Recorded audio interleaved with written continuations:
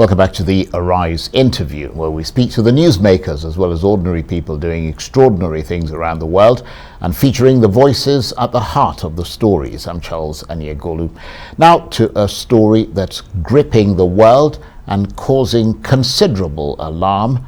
Omicron, the new coronavirus variant. The Nigerian Centre for Disease Control has established that Omicron was present in Nigeria as early as October, weeks before it was detected in South Africa. The NCDC has been retrospectively sequencing cases of coronavirus among travelers to Nigeria after confirming first 2, now an additional 1, which makes 3 cases of the Omicron variant among people who arrived from South Africa last week.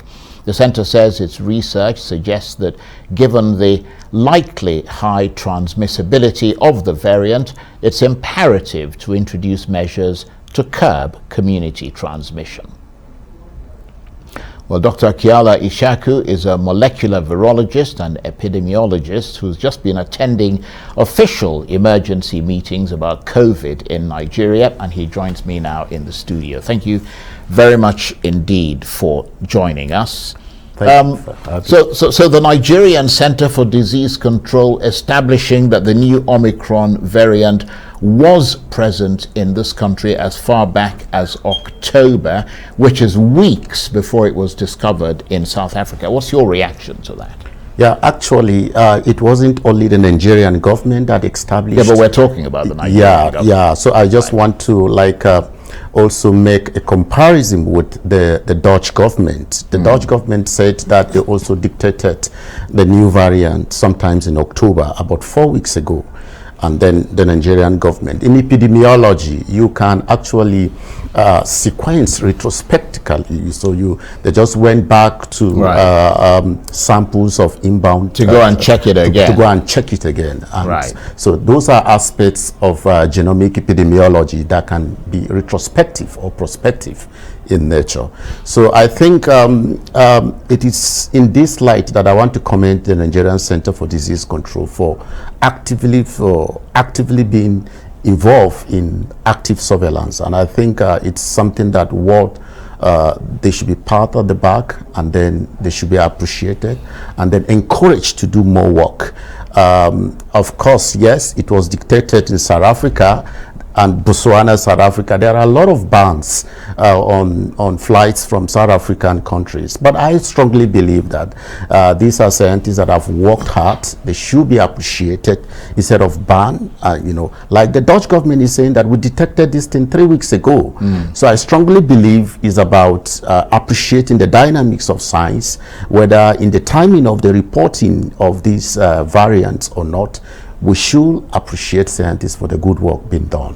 Yeah, but whilst we're talking about appreciation, I mean, the focus is really on the dangers that are posed to society, because beyond patting scientists on the back, and you're a scientist yourself, the issue really is, given the fact that it was discovered this late, having been in Nigeria already since October, what are the dangers that are posed by that? Yeah, the danger here is that we need to do a kind of a robust active surveillance, because it connotes and translates that this variant has been in circulation already. Absolutely, because there are a lot of people that travel into the country from the early part of October till date. So it shows that so we need to go into robust contact tracing. So arguably there could be many more than 3 in Nigerian society. Many more. Just 2 hours ago we detected a 3rd case, and so there should be aggressive contact tracing. And let me make some prescription here that time has come now for the Nigerian Centre for Disease Control to decentralize its coordination down to states. What my prescriptions are, we should be expecting states to have structures of Nigerian Centre for Disease Control at their various states. That's a very good point. Yeah, because so that the coordination will become robust, surveillance activity will become active, not passive, and then we can have a kind of a national coordination. But what is being done now, or what is seen now, is that still up to now, the Nigerian Centre for Disease Control coordinates everything. So it's a very big task for the new DG, and how I wish that he can also have an interface with the Nigerian Governors Forum and then sell this idea that there is need for the health, safety and well-being of citizens in various states, and so we can adopt this model of setting up a state center for disease control, just like the way we have for NACA. We have the national, and then we have SACA, state action committee. That's the AIDS on the AIDS. People, so that we can decentralize the coordination, and so we can have a perfect coordination from a bottom to top approach. That's a good recommendation. And I understand that, we mentioned there the NCDC retrospectively sequencing cases of coronavirus amongst travelers to Nigeria. That's the way to do it, is it? Or should it have been done or detected much earlier? Yeah, as an epidemiologist and as a virologist, I think this should have been dictated much more earlier. We are only concerned about the inbound travelers. We are not also concerned about the variants that we have in-house. It's possible that there could actually be variants that are different. Absolutely. Yeah, from the Omicron that are within a big population like Nigeria, and they haven't been detected. Absolutely. Because we have issues of global warming, and these viruses have, and because of the concept of One Health, these viruses have an interface with the environment, so they change their genetic makeup, produce progeny that over time, mutates and change, like that. And then these mutations are not too beneficial because they have a great impact on transmissibility and severity of diseases. So I strongly believe that we need to do more. We need to do more.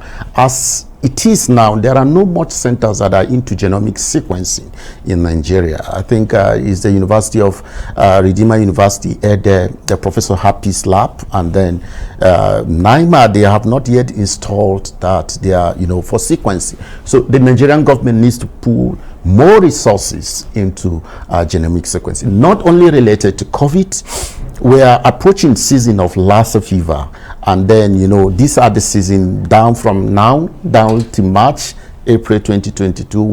We should be expecting cases of Lassa fever. We should also be expecting meningitis cases, like that. So we can actually look at how these variants changes over time, because these diseases are endemic, they are cyclic, and they are seasonal in nature. So why do you think these things you're talking about are not being implemented? Yeah, they are not being implemented because maybe perhaps it is not a priority of government. Maybe perhaps there is no political will. Maybe perhaps there are no capacity being developed over time. But I think that Nigeria is endowed with human resources. That capacity has been built over time. That if we are able to harness these resources, we should be able to nip this at the bud. And you mentioned the very, very interesting point that you mentioned about the possibility that there may be other variants already in existence within a country like Nigeria, and we simply don't know. To further buttress that point, we're hearing very concerning news from Sudan that health officials there are warning about the spread of a new wave of mutant coronavirus, which they said has already filled isolation centers and intensive care units in that country to full capacity. What are you hearing about that? And in those instances, what to do? Yeah, so I read the news about Sudan. I have also have an interaction with some of my colleagues that are nationals of Sudan.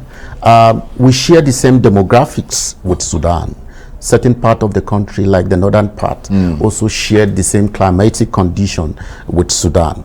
The chances that this mutant variant might have had an encounter with the environment and then has changed its genetic makeup is a thing of a concern. And that's why I said from the beginning that we must not wait for other countries to dictate variants and then announce it to the world. we need to do actually deploy our arsenals, our resources to actually check.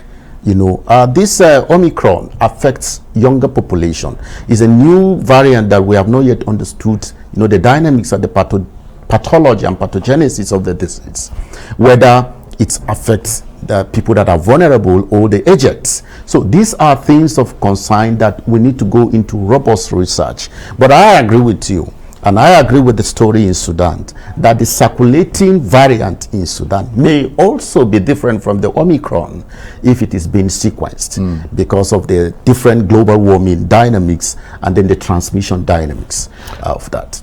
Yeah, but you're a virologist, you're an epidemiologist, you're a senior lecturer in microbiology at Nasarawa State University. I mean, universities are supposed to be research centers. I mean, the government can't be doing everything. You've got, for example, some of the vaccines developed against COVID were developed in association with Oxford University in the UK. So why aren't you guys doing that kind of thing? Yeah, absolutely. The 21st Century University is an entrepreneurial university.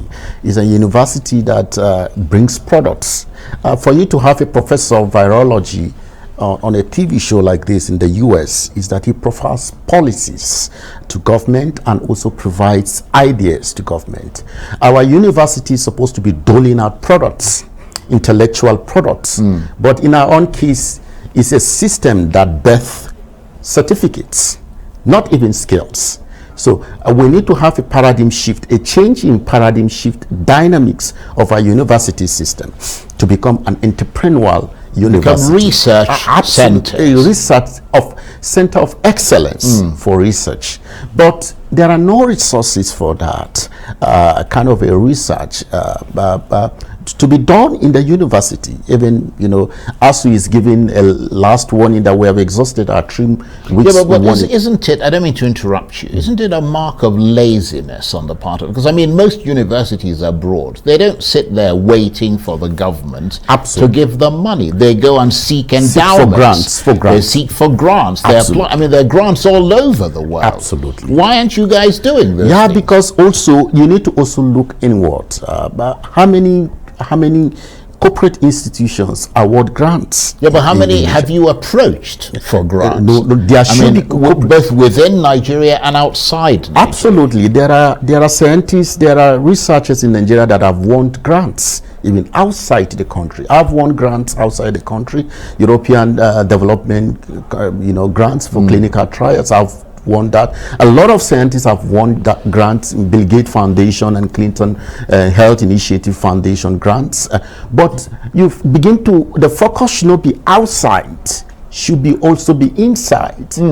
We should have telecom companies that should be given grants to university or lecturers. We should have pharmaceutical companies that should be able to give grants. Yeah, but somebody has to start the process. Of course, if you're not applying to them or snapping at their heels to try and get them to do it, I mean, they may not just get up and give it to you. Do we also have the necessary legislation and policies that encourages that for us to have people that can be able to give out grants and endowment in this country? Do we have policies for national policy for in return research? For like tax breaks and all that sort of thing? So we don't have as a country, and I think our legislators should be able to think in that direction, right? Okay, and begin to see to that. But there are Nigerian scientists that are doing very well. Okay. In-house. Well, we'll come back and we'll keep talking, so please stay with us. You're watching the Arise interview. Plenty more still ahead as we continue our chat about the new Omicron coronavirus variant which has been detected in Nigeria. Stay with us.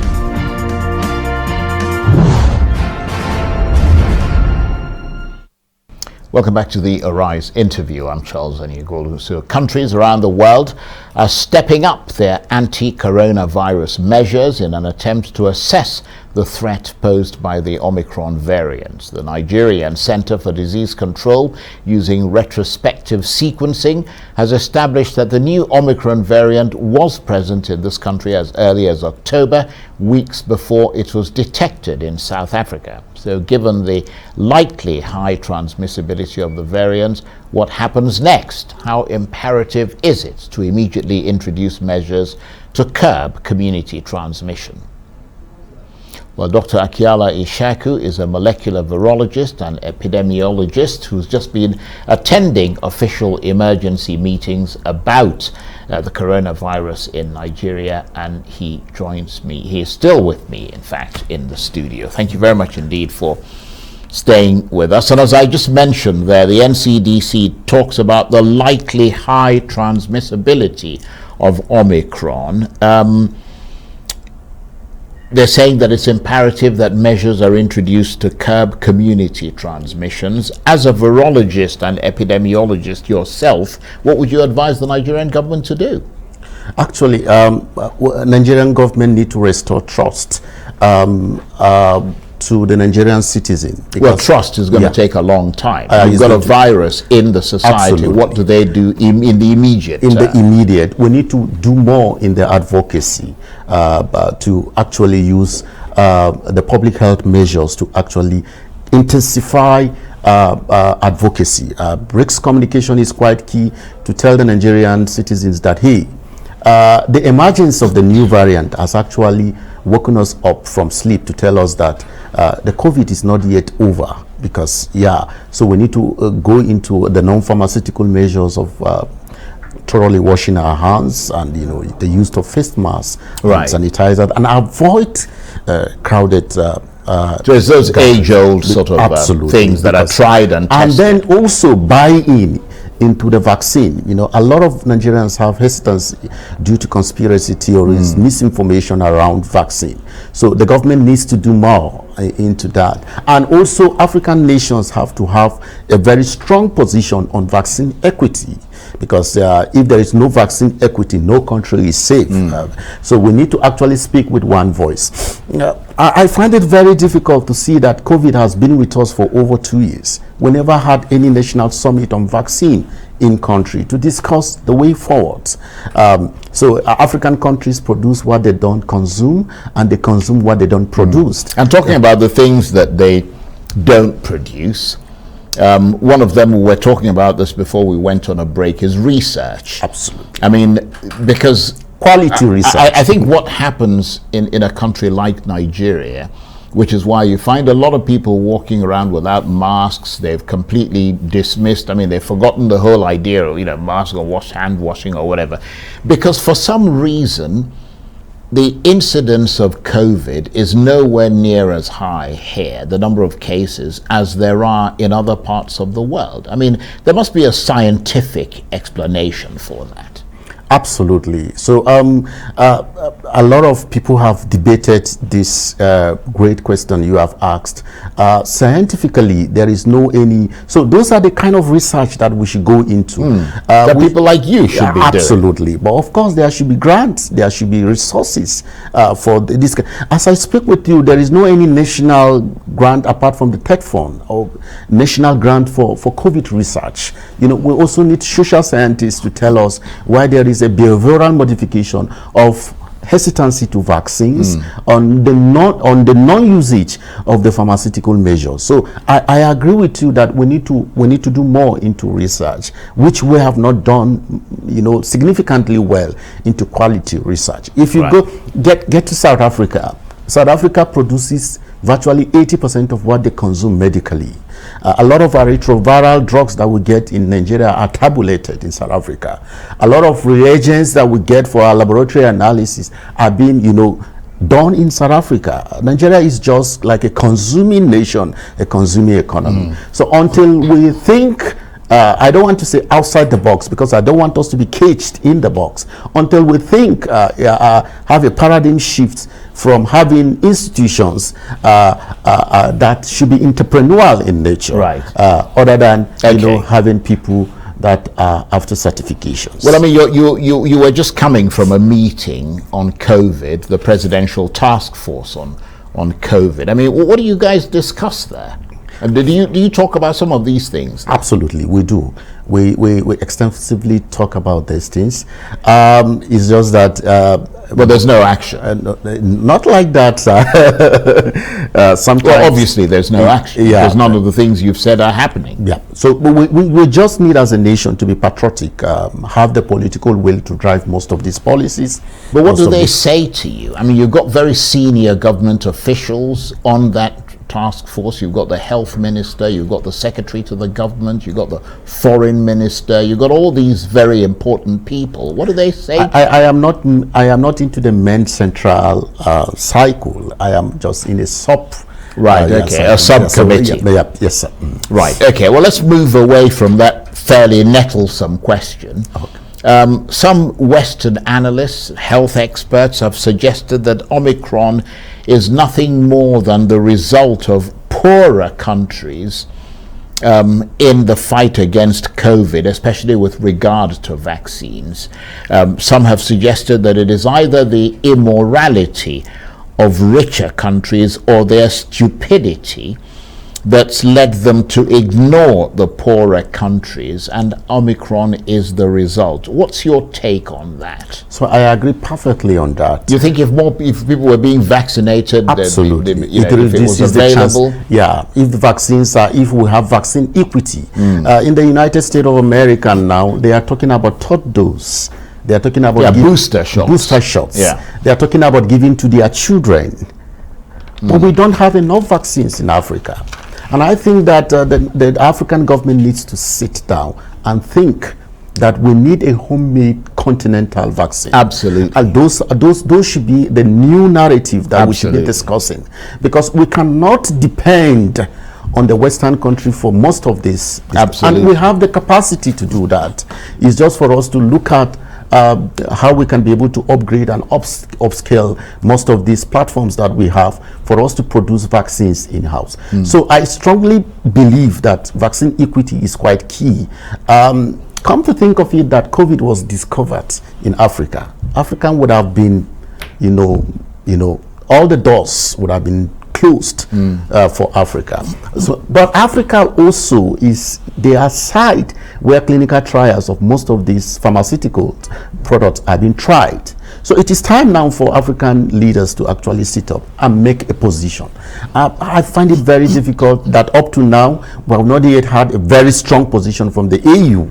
We should have a very strong position from the EU. You mean beyond begging for vaccines? Beyond begging for vaccines. That this is our position. We also cherish the well-being of our citizens and then begin to place demands on the table and begin to see. There are a lot of countries, richer countries, that bought this vaccine and they are holding these vaccines from the poorer countries. Yeah, it's being hoarded. It's been hoarded. Well, they're saving it for a rainy day. If you want to hoard yours, go and make your own vaccine. Absolutely. But we have I have a lot of friends that are in Sanofi, in Pfizer, that do a lot of good research. In fact, two Nigerians are behind the vaccine design for COVID. Yeah, but their country isn't giving them the opportunity, so they go somewhere else. So what stops us from having a presidential vaccine initiative to do a welcome back home for most of these talents? Yeah, that's a very good question, and that's a question that will remain unanswered because we don't have the answer. I want to thank you very much indeed, Dr. Akyala Ishaku, a molecular virologist and epidemiologist who is part of those official meetings about COVID in Nigeria, but is also a senior lecturer at Nasarawa State University. That's it for this edition of the Arise interview. Join us again tomorrow from me and the entire team here in Abuja and around the world. Bye-bye, and thank you for watching.